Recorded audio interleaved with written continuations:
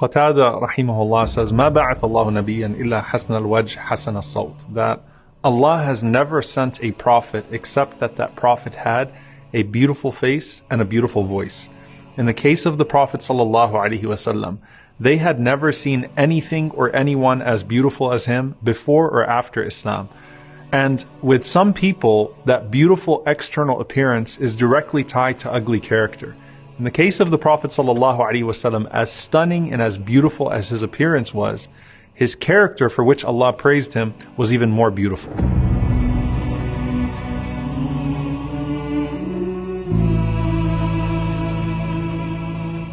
Abdullah ibn Rawaha radiyallahu ta'ala anhu, he describes the presence of the Prophet sallallahu alaihi wasallam. He says, لو لم تكن فيه آيات مبينة كانت بداهته تنبيك بالخبر. That if the Prophet sallallahu alaihi wasallam had nothing but his presence, if he didn't recite anything, if he didn't say anything, you would look at him and you would already know that there was something divinely beautiful about him.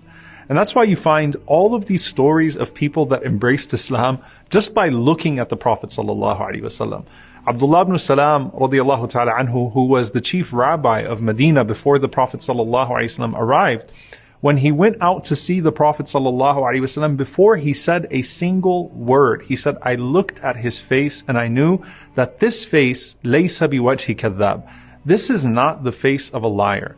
The Prophet ﷺ is described in the Shama'il, in the books of description, from head to toe alayhi salatu wassalam. And one of the ways that he's frequently described is as being more beautiful than the moon.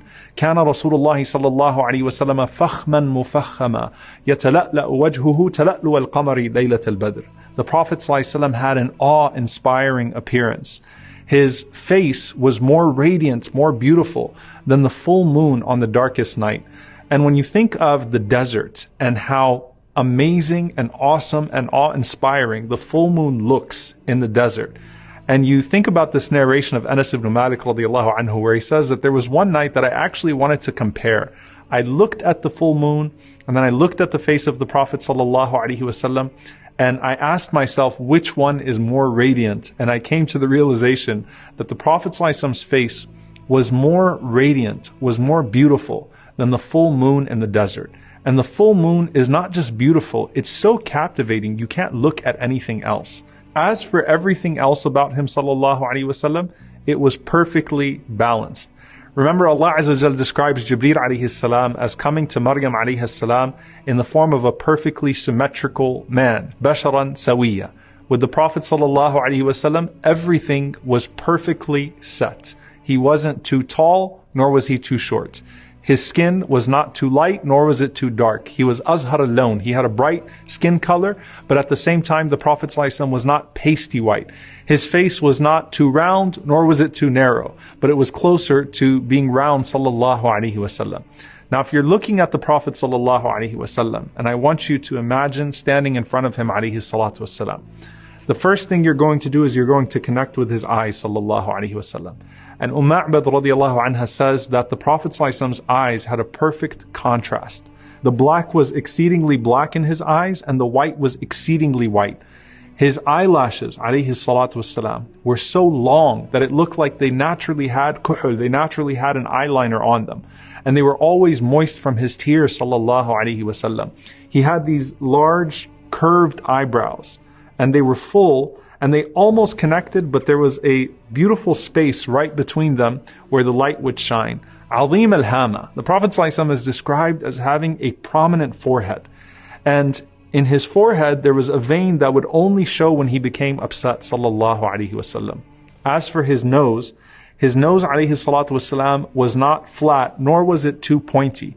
But the Prophet ﷺ had a finely sloped nose. And they described it as having a unique glimmer to it. So it shined in a way that when you were away from him, sallallahu alaihi wasallam, you might have assumed that it was larger than it actually was. But when you came close to him, you realized that it was just the shine of his nose that made it so prominent. When he opened his mouth, sallallahu alaihi wasallam, you would notice his teeth, and they were perfectly set. Remember, he used to use the siwak at least 5 times a day. So his teeth, alayhi salatu wassalam, were described as white as hailstones, and they weren't clustered together. they were set in a way that there was a fine line between each of those teeth. And his mouth, alayhi salatu wassalam, was wide. And he's described as having a perfect articulation. His words were crisp. You could hear everything he said, sallallahu alayhi wasallam. And his voice was melodious, and it had a natural echo to it, sallallahu alayhi wasallam. And his hair, just like everything else, is perfectly in the middle. It wasn't too straight, nor was it too curly. But instead, it was wavy hair. And the Prophet sallallahu alayhi wasallam would keep it sometimes to his earlobes, sometimes he would let it go all the way to his shoulders, sallallahu alayhi wasallam. And of course, in times of Hajj and Umrah, he would shave his head, sallallahu alayhi wasallam. He also had a dense, full beard, alayhi salatu wassalam. And the Prophet ﷺ used to comb his hair and he used to comb his beard. And they were fully black. And the Sahaba counted just between 14 and 20 gray hairs in his hair and his beard, sallallahu alayhi wasallam, at the time of his death. So he's 63 and he only had a few gray hairs, sallallahu alayhi wasallam, in his hair and his beard. And they said when he would use oil, sallallahu alayhi wasallam, you couldn't even see them.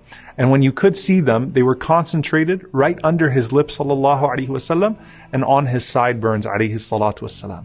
Then you come down to his neck. And the Prophet ﷺ had an elegant long neck. They said it was like the neck of a gazelle, sallallahu alayhi wasallam. And then you looked at his shoulders. He had broad shoulders, sallallahu alayhi wasallam. He was strong arms, alayhi salatu wasalam. He had a strong chest. And even until the date of his death, his stomach never extended beyond his chest, sallallahu alayhi wasallam. So he maintained his weight, alayhi salatu wasalam, and he maintained his fitness. The Prophet ﷺ was not a hairy man. So other than his hair on his head and his beard, the Prophet ﷺ did not have much hair on the rest of his body.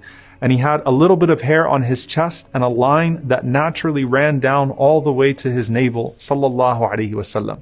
Then you come to his limbs. And the Prophet ﷺ is described as having well-defined big limbs. So he had big bones, big hands, big feet. He had large calves, sallallahu alayhi wasallam. And they said that his calves were perfectly round, and then he had absolutely no weight on his heels, alayhi salatu wasalam. And his lower body was so strong, sallallahu alayhi wasallam, that he used to be able to jump on a horse and a camel and mount it with absolutely no saddle because of the strength of his lower body.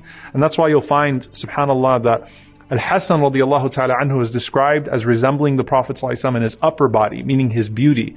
Al-Husayn radiallahu ta'ala anhu is described as resembling the Prophet ﷺ in his lower body because of his strength. He was a warrior radiallahu ta'ala anhu, like his grandfather sallallahu alayhi wasallam. Despite that, Anas ibn Malik radiallahu ta'ala anhu says that his hands and his feet were smoother than silk, and water would slither right off of the hands and the feet of the Prophet sallallahu alaihi wasallam. And he had a beautiful scent, alayhi salatu wassalam. He would sweat perfume, sallallahu alaihi wasallam. When you smelled his sweat, it smelled good.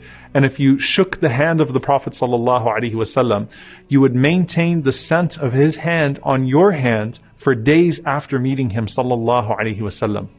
He had the best of breath, sallallahu alaihi wasallam. And when you saw him from afar, his appearance would strike you.